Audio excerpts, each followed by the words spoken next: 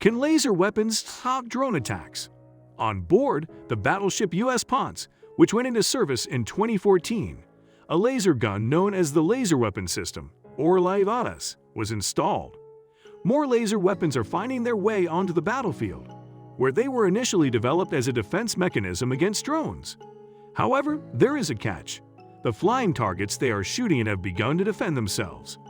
In 1973, an experimental laser from the Air Force successfully brought down a drone for the first time.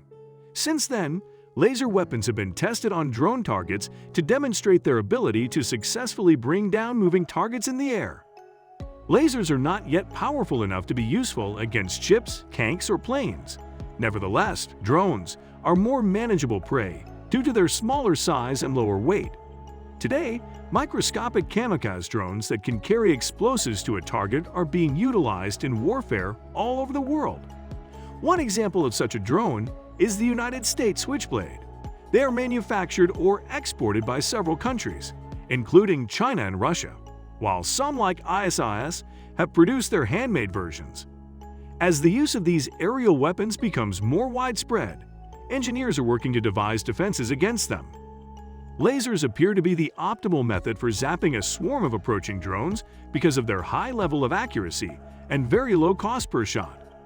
That is why the Defense Advanced Research Projects Agency, DARPA, the Israeli defense firm Rafael, Boeing, and a few other companies are investing in counter-drone lasers. However, the development of these lasers takes some time, which has provided researchers with the opportunity to safeguard drones in novel ways. In this area, the Office of Naval Research, ONR, is in the driver's seat. The countering of high-energy laser, microwave, and radio frequency weapons is the primary focus of this organization's counter-directed energy weapons program. One of the most straightforward of their approaches: wrap drones in mirrors to conceal them. Mirrors, according to Ryan Hoffman, the manager of the Counter-Directed Energy Initiative, provide enough protection against low-power lasers. However, reflective surfaces are not perfectly reflective, he argues. 100% reflective. The mirror will heat up from the modest amount of laser energy that it absorbs, which will result in damage to the mirror. To circumvent this, drones will need to be equipped with a more advanced mirror. Mirrors known as Bragg dielectric or dielectric mirrors are made up of multiple layers of dielectric material, which is a form of insulator with precise spacing between each layer.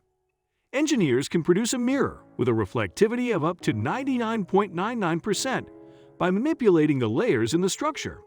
This reflectivity, on the other hand, is only effective for a particular, limited spectrum of wavelengths. Protecting against all wavelengths would be ideal, but difficult, adds Hoffman. Protecting against all wavelengths would be ideal. A fortunate fact is that the vast majority of lasers operate on a single wavelength. Hence, a dielectric mirror would be effective for drone operators, so long as they are aware of the specific kind of lasers they will be competing against. Instead of having a layer that is built in, perhaps dielectric mirrors could be applied as spray-on coatings that could be applied quickly to defend against specific weapons. This would eliminate the need for a built-in layer. Although the Air Force has supported research into producing similar coverings from modified nanoparticles, the work that the Navy is doing is a closely guarded secret. The ONR is looking into a variety of different ways to prevent damage to drones, and mirrors are only one of them. A protective layer around a drone might be made out of ablative materials, which are capable of absorbing laser energy and then using that energy to turn into a gas. The ablative substance would take the hit from the laser and be vaporized, while the object underneath would sustain only minor damage as a result of the attack. Another choice would be to use a technique known as thermal transport delay, which involves ensuring that heat travels through the body of the drone at a very slow rate. Layers of insulating materials and airspaces surrounding a drone could prevent laser energy from reaching the important portions of the drone and causing actual damage. Similar to how a cardboard holder around a coffee cup protects your hand from the hot contents. The damaging effects of a laser can be mitigated through the use of reflective coatings, ablative materials, and thermal transport delay. The dwell time of lasers is already fairly sluggish. The most recent test of Boeing's anti-drone laser required 15 seconds to knock down an unmanned aerial vehicle, UAV. Protection will enhance this dwell time. The defenders have 1 minute to put an end to a drone swarm that is approaching at a speed of 120 miles per hour if they engage it from 2 miles away.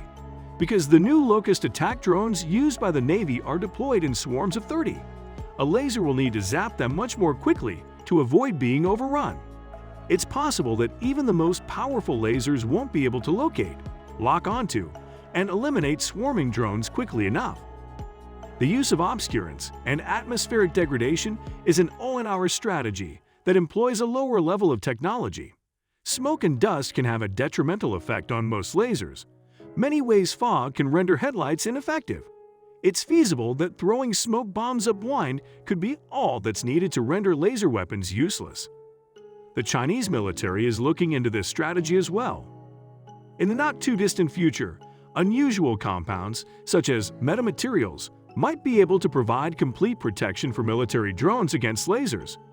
The Office of Naval Research, ONR, is working on developing metamaterials, which are capable of bending light around an object, but are still in the early stages of research. The present generation of metamaterials is only effective against low-power lasers.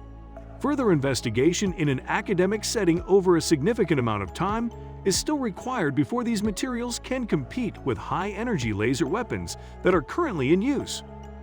Helios is a defensive suite for tiny drones that was created by ADSEA's controls under a contract with the Navy. It is considered to be one of the most ambitious counter-laser projects. The Helios system includes a pair of sensors, as well as a countermeasures package. The reinforced sensors can identify the intruding laser and locate its point of origin. The countermeasure component will then direct another laser at the source of the laser, not to destroy it but rather of confusing it. Lasers use the light that is reflected from the target to determine whether or not they are properly focused on the target. The light emitted by Helios countermeasure confuses and interferes with the laser's ability to control its beam, which prevents the laser from concentrating sufficient amounts of energy on the target to cause harm. According to Brian Goldberg, the Chief Executive Officer of ADSEA, Helios does more than just buy time. It also offers comprehensive protection from high-power lasers. The technology protects against all potential anti-drone laser threats thanks to its comprehensive database, which receives regular updates. I don't see things going outside of our capability anytime soon, adds Goldberg. I don't see it happening. There is a possibility that the military will give its approval. ADSEA is currently in negotiations with an unnamed U.S. military customer to turn the prototype into a production item. If laser guns were our main line of defense against drones, we might find ourselves in a precarious situation. New laser weapons take many years and millions of dollars to develop before they can be put into service, whereas small drones are inexpensive and can develop quickly. Although the real conflict between lasers and drones has not yet begun, it appears that the drones already have the upper hand in this conflict. We still have a few other options to defend ourselves against them, which is a relief. Do you like it? Kindly give your valuable response in our comment section below, and don't forget to subscribe to our YouTube channel for more interesting and informative videos.